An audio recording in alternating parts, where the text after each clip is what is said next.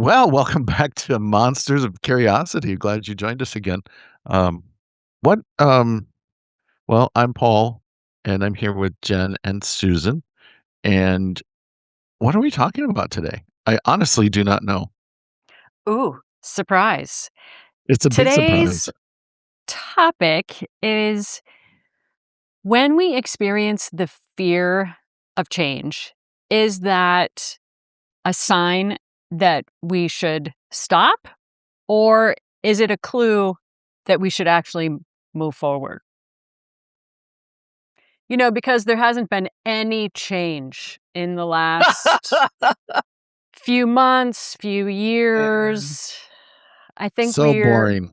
yeah, We've hit the end of anything interesting. exactly. Every day is the same. I wake up wishing something would happen in the world that Uh-huh. would pique my curiosity, anger, or hearken back to days of I feel good about the world. Yeah. Oh, it's Those don't definitely piqued my, creativity, like, I'm not creative enough to even think that what we've been through, uh, was even possible, and it makes me wonder, like, wow, moving forward, what else? Yeah, didn't think this Yeah. would happen. Yeah. Ugh. The central question though is the fear of change. Am I understanding that correctly? Mhm. Yes, and what And is so, what is that fear telling you should do? And I think, which like, there's a lot of different ways to approach this question of Mhm. just in our own personal lives. If you are a business owner, if you're an entrepreneur, if you are a leader. I mean, I think this is something that everybody deals with on a Mhm. days on a daily basis. Um, and I think what's fascinating to me is with my background really being a lot of understanding the chemistry and the biology of the brain and body. I'm really excited to actually share a different perspective or explanation on what's happening that's creating that fear that I think a lot of people Mhm. don't know. But I'm also interested from both of you of like, you've been around the blocks as business owners, as working for other people. You've had a lot of change in your life and just like your experience with all of those events. Mhm. I I think was I just got told I was old, but I'm okay with that. Um, We're wise and experienced, Yeah, I Paul. Thank was you. trying to give Thank myself a you. quick facelift there, but that doesn't really work, does it? Um, I'm fascinated by the fear part of change, in that when people don't embrace change because it just becomes so that is, as we were joking, it is our reality, and it's only seems like the 24-hour news cycle has just shrunk that, so I think all of our perceptions of change, it's everywhere, and it's overwhelming, but I think it's the fear part of it that I find fascinating. Mhm. Well, I think for me, fear is either you look at it and say it's sort of like the opposite of a gut instinct where you're like, "Yeah, I'm gonna go for it." Fear is my head saying, "There's something going on here. What is it?" And look at it. Mm. And is it fear of if this blows up, I'm gonna lose everything? Or is it fear of because that's kind of a fear of I don't know what's gonna happen. I know what's gonna happen. I'm gonna take a leap of faith or I'm not. And so it's kind of like looking at it that way. Or is it fear because of experience that this didn't work last time? Is this a fool me once, fool me twice situation? Where you're like, okay, I've seen this. When people say I've seen this movie before, it's like that thing where it's like I have a fear. It's like a wisdom of fear, if you will.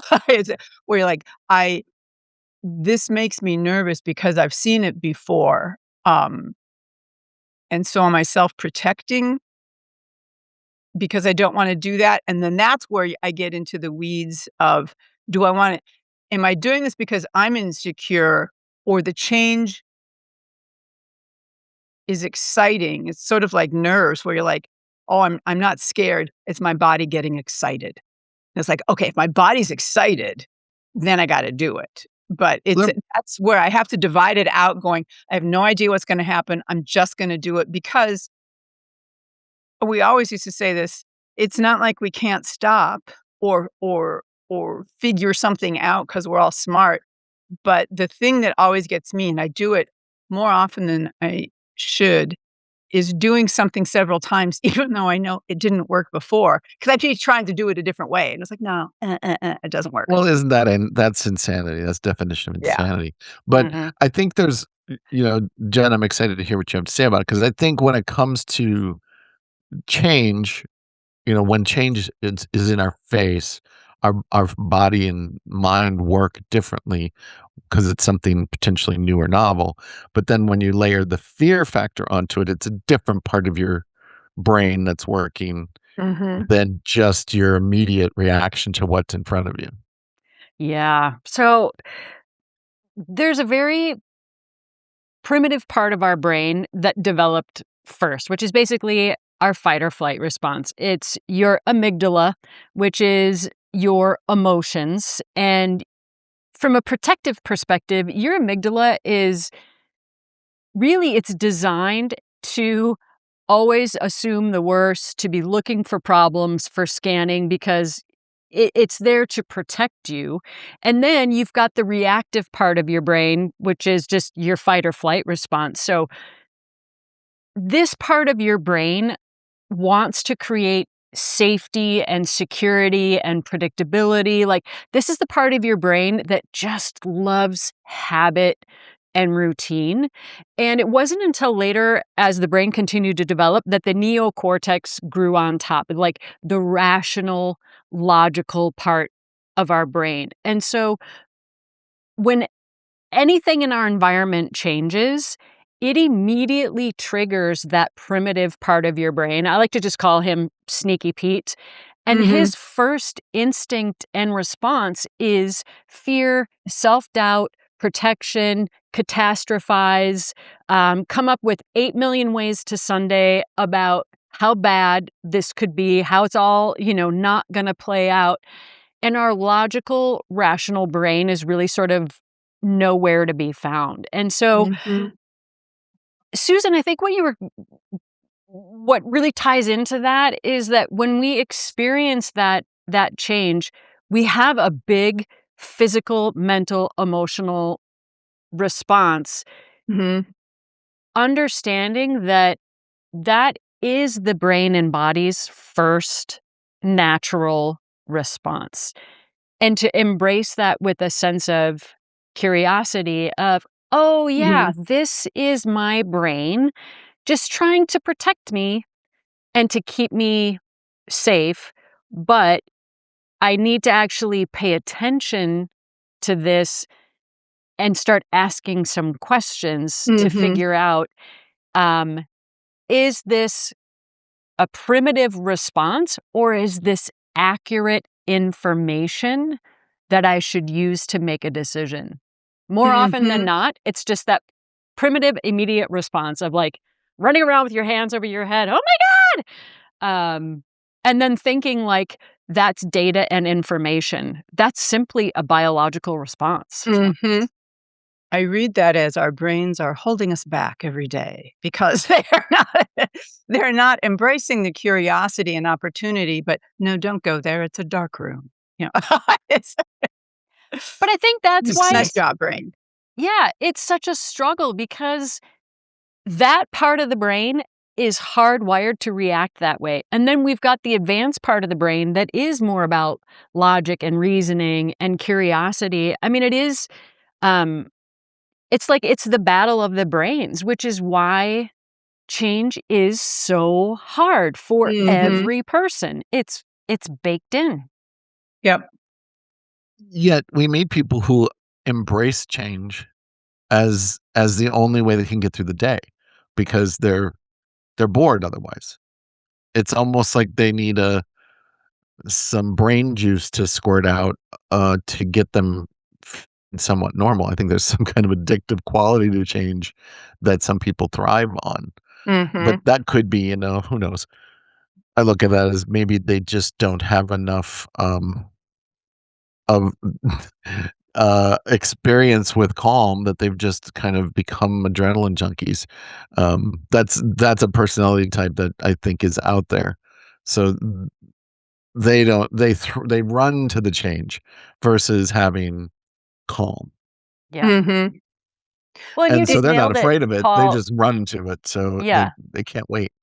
It is adrenaline. Adrenaline is the stress response, and adrenaline heightens emotions. It heightens your experiences, and that can be a very addictive state in that you don't Mhm. really feel alive unless that adrenaline or stress response has been triggered. And yeah, some people really love that sensation. They find it energizing, whereas other people are like, I don't want to experience that at all, Mhm. ever. No, thank you. Do you Yeah, there's think a difference between feeling alive and feeling terrified. Dread. So, I mean, I think that that's why we have movies. yes, it's true. Do you think with experience, and by experience, I mean going through life longer than 23 or 25 kind of thing. So, like, when you get in your 30s, 40s, 50s, and older, do you think you figure out the difference and how to temper that? Where it's like, I knew what I know now is different than what I knew then. I mean, would you go back in time and say now that it's sort of like when Peggy Sue got married or something where she goes back in time and, it's like, I know a lot now and I would have done it differently now that I know this. Do you guys have any of those experiences where you're like, in a business sense, because I'm not going to go into my college dating life, okay? I'm just not. Dang. Huh. Shoot. I mean, in a business sense, it's like things that you look back on going, either I should have done it but I was too scared to or nervous to, or thank God I did that Mm. because my fear said something else. Do you guys have any of those? Sometimes. Yeah. Name I can one. give you Yeah. example of one just, yesterday no, day before yesterday. I think I mentioned that we're trying to purchase a property, and the broker came back with a counter to our count how many back time, whatever. And the last one that we got from the seller, I was so mad. I was just got completely mad, even though I've been through this how many times in my life? I mean, purchasing property is not something a lot of people do often, but I've done it enough to know that you don't let your emotions get into this picture. But it pissed me off so much that I'm like, okay, we're done. Done. Drawing the line. We're done. And in hindsight, it was I didn't know why that I got such an emotional response to it when it was just a freaking business decision. And it turns into a different thing altogether. But I know from my own experience that I shouldn't have done that, but I did. Mhm. And so I think part of my brain that was reptilian felt threatened, and I reacted versus just being higher level and think about this as a change. I mean, negotiations are kind of that battle that you get to, and it gets down to a Mhm. really core back and forth, or potentially can, unless you stay out of the emotions of it. And I walked into that whole situation going, "I'm not gonna let things get under my skin. I'm not gonna do it." And yet I did it. So I think that falls into that category of, is there something that happens that you kinda knew better, Mhm. you still did it, and in that case, I did. I knew better. I knew from my experience that I shouldn't that this is how it should go, and I didn't follow my Right. own wisdom to Mhm. go through that. Stupid. Oh gosh, I look up the next day going, "What the hell's wrong with me?" That's the What's interesting. 24-hour rule. Yeah, it Oh, is, Susan. yeah. It is. Yeah. Well, It when you is. say it's just a business decision, like, Thank again, you. that's our Yeah. 2 brains, that's your logic brain just being like, "Duh, this is just numbers, it's just business, it's nothing personal, it's nothing to get emotional about."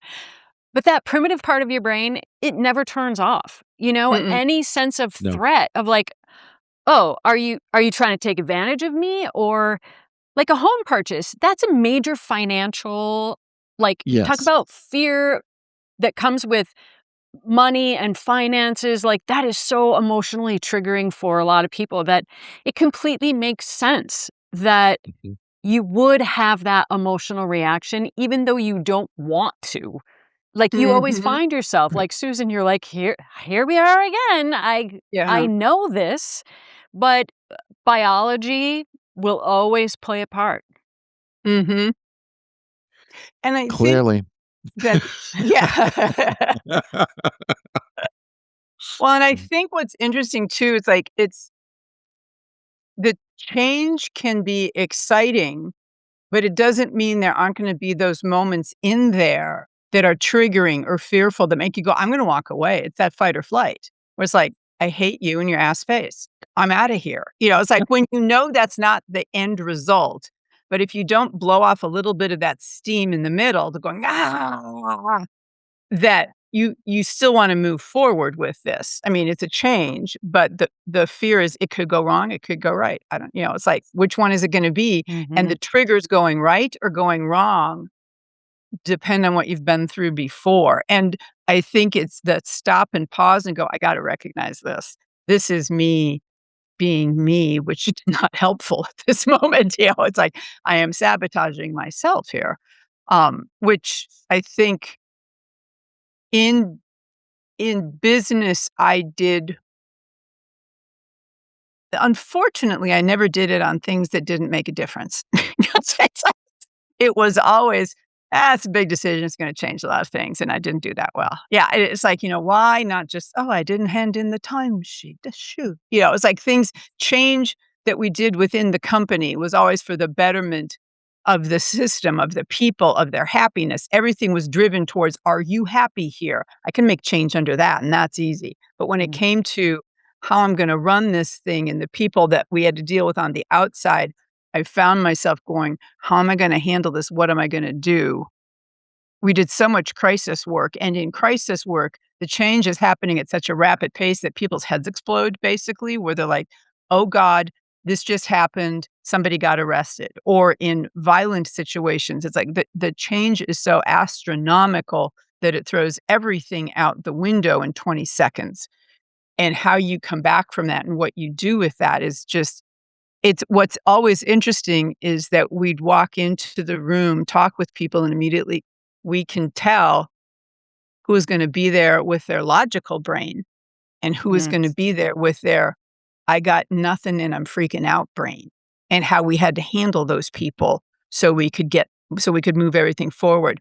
But now that I'm saying that out loud, what's interesting is, and I think this is why we all have best friends and board of directors and all that sort of thing, is that when you're in the change and you're in that fear of, "Do I stop or move forward?" You got nothing. So I'm gonna phone a friend and go, "What the hell?"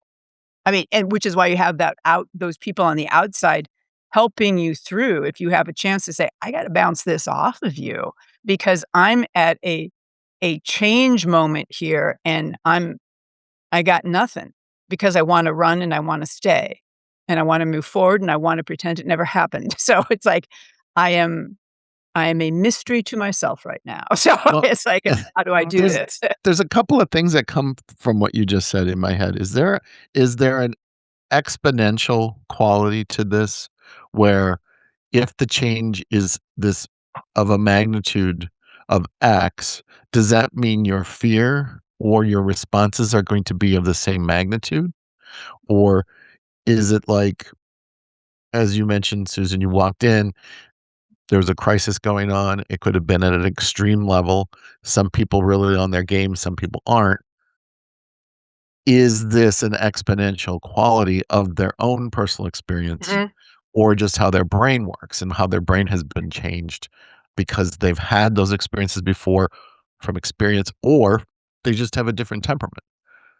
I I mean, think is it's there all of the something to above. that, Jen? I mean, I think that brain structure has a lot to do with what we've experienced before, but I also think there's some, personality types that can benefit Yeah. I think, like, the answer to every question is always yes, and. That Yeah. nature versus Oh, nurture yeah. debate, it's both of those things. And also, I think how we deal with change and the resulting stress response is so individualized. What might be a trigger for me, Susan, you would just be like, "What are you even talking about? That's not a big deal." Yeah. So it's always so relative and individualized. And one of the things that we've been talking about without explicitly talking about it is there's the change that happens to us where we feel Mhm. like we don't have much control, which feels a little bit different than the change that we want to instigate for ourselves. So, Susan, talking about, like, Mhm. I want to make sure that I'm creating a work environment that's conducive for everybody. Like, you can see the benefit of the change to everybody. You're doing this of your own volition versus, Mhm. a client who's had a crisis. Like, that's all so reactionary versus creating proactive Mhm. change. So that also plays a Yeah. huge role. And we all have, That's like, true. good changes in our lives of, like, you get Oh. married, you have a baby. Anybody could say, Mhm. like, by and large, those are good things that happen, but those are also big changes Mhm. that also create stress that then Sneaky Pete and Advanced Brain are both in there Mhm. trying to do their thing, and it makes for a lot of confusion and discomfort. Yep. And that's really true. Change is good, bad, but I think the good change is when you get nervous. I read something where it says when you're really nervous, it's just your whole body and your whole psyche getting excited for what's about to happen because it's a good thing no matter what. It's like I think when you get older, you get to the point where you're like, I've handled a lot. I can do this too. It's like nothing is terrible is gonna happen that we control in our lives. I can't speak for those in power, so it's like Mm. it's but I think when we can control as much as we can, even when there are things that happen to us, especially in business, because there was always something that there were 2 days where I timed it because I kept thinking, "I'm going insane," where I would time how often people would come into the office, and it was about every 7 minutes because something was happening, and I thought, and a CMO that I worked with is really good advice. So I said, "God, this is happening all the time, and I can't get any work done." And she said, "Your people coming in every 7 minutes is your job. That is your job. That is not any." And I was like, "Oh." And so I think when change happens, what I found was I gotta get rid of the old way of thinking because you kinda graduated to something different. Go, "Oh, now here's how we look at it." Because if you stay at the same place, you yourself are never going to change. And so it's True, like, "Oh, I see. Okay, got it." And so true. there were good things where it's like, level up or level sideways or Yeah. just with it, that were really helpful, which also then helped on the flip side when something terrible happened or something unexpected where you're like, I it happened, but I didn't want it to happen. So now, new change, how do we do it? How do we make it better, different, something? Because it won't be the same. Can somebody read the question again? Because I want I wanna make sure we're answering the question. What are we I've talking I've about? yeah, Okay. I'm sorry, I need a refresher. Okay, is fear of change, is it a sign to move forward or a warning to stop?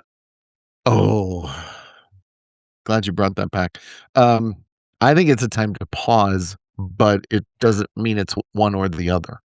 Mhm. It it could be that it's a warning sign. It could be, depending on what flags are flying. Yeah. But it Especially also if the could freak be, flying, I yeah, can never Yeah. say that. that freak flag, sign me up. I'm there. Yeah, Yes. yes. And I'm All gonna run. aboard. Yep. Um, yeah, I think it's a pause point more than it is a to me, for myself, it's more of a Yeah. pause. And then I have to look at what is the fear part? Why am I having this Yep. fear? Because that's an indication to me of whether it's something that is, the magnitude of it and whether it's something that's gonna have a permanent or what's the outcome gonna be. Is it gonna be a Mhm. permanent thing or is this just temporary? So I think it's a reflection point more than it's a stop in my tracks and regress or not.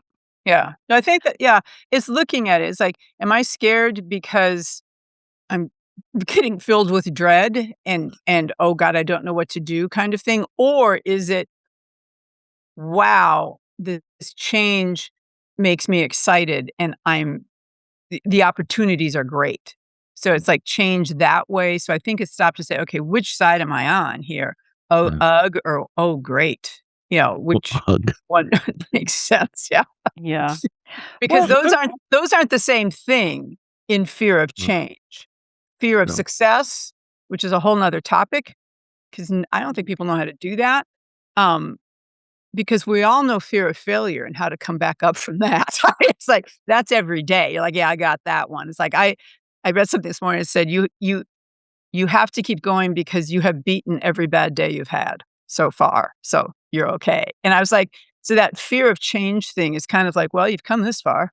Let's keep going." It's like yeah. I mean, just having some curiosity about your reaction, hence monsters of curiosity. And I think what we've all been saying is, how do I know if this is a signal to move forward or a signal to Mhm, stop? Is I mean, like, is this fear, like, starting out one of two categories? Is this actually trying to protect me from a truly dangerous situation? Or is this fear and discomfort related to growth, in that mm, this is something new, this is something I haven't done before, this is me getting out of my comfort yeah, zone? And I think, but also here's what gets tricky is that Sneaky Pete will try to convince you that everything that he's telling you to do, it's all protective. yeah, So again, of like, this is why I think so many organizations struggle with, how do we change our culture? If we do mhm, mergers and acquisitions, how do we change the way people work? When you're adopting new sources of technology, why is it so hard for people to get on board? It is. It's because both you have that rational part of your brain that understands, if we're not changing, we're not growing. And if you're not right, growing, then you're falling behind. mhm, And that change is a good thing. But then you also have that other part of your brain that's kicking and screaming and saying, no, red alert, danger. Let's not do this because, again, I'm going to give you every scenario as to everything that can go wrong. I'm not going to give you a single scenario as to why right, this is good or what great thing should potentially come out of mhm, this. I don't know. So I think, like, one of the biggest takeaways is that this is a very normal biological mhm, reaction. It's a healthy reaction, but how do you then get around it? How do you separate it? mhm, Um, and again, I think it's so situation dependent and so personality dependent. But actually, I want to go back, Susan. I love the question that you asked, like when you were younger mhm, versus older. I think I was a lot better at taking risk and just like embracing change when I was younger, because I felt like I've got nothing to lose. I don't have a mhm, mortgage. I don't have a child. Like, this is the mhm, beginning of my career. This is when I'm supposed to be figuring things out, versus when you're a little bit older, you've got more on the line. And then I also think we tell ourselves we're supposed to have things figured out by now. I'm supposed to be able to handle this better by now. mhm. When I was younger, I honestly didn't know better. I was so focused. The bubble that I was in was, "I'm gonna grow this business." I started the business in a recession. I grew it, and then I expanded in a recession. And if somebody came to me right now and said, "I'm starting a business," I would say, No, we're not gonna do that. Do you see what's going on around you? But, I mean, the things that were going on around at the time I started, I was an idiot. I mean, it's like, "What the hell are you doing?" I'm And not so nodding because you were an idiot, I'm nodding it because I can was completely relate. yeah, no, totally. I think both are okay because it's like but, it was that thing of but I think at the time, it was the same thing as, like, I got nothing to lose here, I might as well do it because I can go do something else. But keeping that kind of personal wisdom in the face of change is hard to do the older you get, because you do wanna start protecting, but is that protection and this is why I think I could not say to a business owner more or loudly or in bright lights in Times Square that you have got to phone friends at a time when you're hitting this point where you're like, "This is happening, I don't know what to do," or, "Is this fear just white noise and me personally?" Which is fine because then I can go, "Okay, that's over here, now the business decision has to be here." Or if I always had people who were much older than I was. I had, age spectrum, so I could get those different points of view to say, "Oh, no, the 9 times I did this, it always worked out like this." Well, good to know because this is my first one. So if I go forward, I know where the potholes are. And so I think in that change, there is wisdom in it, but there's also self-protection in it for what's good and bad. And I think from a business standpoint, you've gotta have all I mean, you're never gonna make the right decision every single time, but you're probably smart enough to say, it didn't work, but I can tweak it now that we're on this road," to to the best of anybody's ability. But I think that I had a lot of I was just, ignorant in the best of ways when it came to Well, what was that going on in the ignorance and world. the That is the ignorance and the secret sauce naivete Yes, yeah, is to be an well, entrepreneur. that yeah. is I was just gonna say that's the entrepreneur way. You have to have a certain level of that. It's almost like going to the theater and having the suspension of disbelief. Because Mhm. otherwise, if you think you're going to figure everything out as an entrepreneur and you're never gonna have a challenge, that's difficult to overcome. You can have challenges that are, fun, but you have some that are like, "Oh my god, how am I gonna get through this?" Oh, yeah. Yeah, and you're kidding yourself, but Yeah. it's the fear that can also motivate instead of keeping you saying it's a warning, this change is a warning, I'm having this fear and it's a warning. Yeah. Instead, it can be a motivator too to say, Yeah. "Okay, well, I definitely don't want that to happen, so I've gotta move this somewhere." And Mhm. what that progress looks like is definitely change. So you gotta get through it.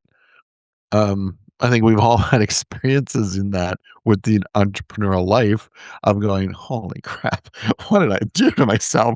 Yeah. Why did I do this?" But in that case, I think the fear piece of it can't be stagnating. It has to be it Oh. has to be motivating of some sort, or at least get you moving forward to Yeah. something. And that in itself is where the change can't be stagnating for you. It has to be Mhm. moving forward. I think I said the same thing about 4 5 times there. Oh, well. Well, no, You got it's true though. It's true. It's like because if you ignore the fear I can't think of a time I ever ignored the fear, to be honest with you, I because was I just think gonna say, how do you I do that? I don't know yeah, how you it's like can. I mean, I don't as think I Jen mean, just said, it's yeah, there. It's back it's there. It's always coming there. at you. Yeah, it's like that fear of this could I thought every day, this could blow up at any time. So I always told people, it's like, I operate out of fear that this thing that's been going on for 20 years is gonna blow up at any time. It's like at a certain point, you think maybe not, but it's like, no, the minute you think that, you're screwed. Yeah, so it's like, Yeah. was always living in that entrepreneurial fear was probably the best thing because it wasn't, "Oh my god, pulling my hair out, I'm panicking." It was like smart fear. It was really intelligent fear of, "Okay, if this happens, we can do these 3 things. This," which is sort of that sneaky Pete way of, "I'm gonna make the whole thing go to hell in a handbag, but I'm gonna give you some outcomes." Yeah, so that's I was always there, always there. Again, and maybe just like finishing on what you can do with this, Susan. I love, love, love your advice of the phone a friend, of like having Oh somebody god, who's all the time. outside of it, who's not triggered. Um, but I also think like another thing that can be really helpful when change is happening to you, or you're even trying to do the change yourself, is, are you clear on why this change matters? Um, Yep. like knowing your sense of purpose can really give you a lot of courage to continue to move Mhm. forward in the face of uncertainty. That Mhm. if you can see how this change is really connected to something that matters, that's what creates that resilience, that grit, Mhm. that persistence versus like, I don't even know why we're even doing this. Well, then it's really Yeah. easy to be overrun by the fear and then just be like, I'm not going to move forward with this. Yeah, that brings up something that I totally forgot that we would do all the time, because clearly I've blocked it. It's like, but we would go into crisis situations, and I learned this from somebody who's on my advisory board, who did crisis. So people I had on the board were not friends of mine. They were people I respected because my friends would always say, "No, you're doing it right." I'm like, "God damn it. No, I'm not. You gotta be honest." It's like, so I had people I barely knew give me advice, which is like the best advisory board you can ever have because they just will give it to you. But we would walk into situations, if there was a crisis or something was going left of center even, was, what does it look like on the other side for you? What does success look like? What does happiness look like? What does a good company feel look like at the end of this really weird roller coaster ride? And like, it would be these 5 things. I'm like, okay, now we know what we're working towards. And that was really helpful for everybody because it was like, now that I know what the end has the opportunity to look like, and no matter how hard you try, something will screw it up, and that's fine. But you at least have that vision at the end of the rainbow to go to, And and that and that that removes was fear. big. That Yeah, removes fear right yeah. there, Now I'm right going there. through a process to get there. Yeah, yeah. Love it. Well, until next time. Yeah, Stay curious, yeah. Yeah, Stay exactly. you curious. Stay curious, monster. damn it. Before you go, a friendly reminder that the people on this podcast are curious, not certified. Nothing you just heard is professional legal, financial, or business advice. It was a conversation, a good one, but still just a conversation. And if something they said makes you want to rethink your entire business model, maybe you should sleep on it first and then call someone with a license. The hosts bring the ideas and you bring the judgment. And if it all works out, they'd love to hear about it. If it doesn't, well, then they've never met you. All content is copyright Monsters of Curiosity and may not be reproduced or distributed without permission.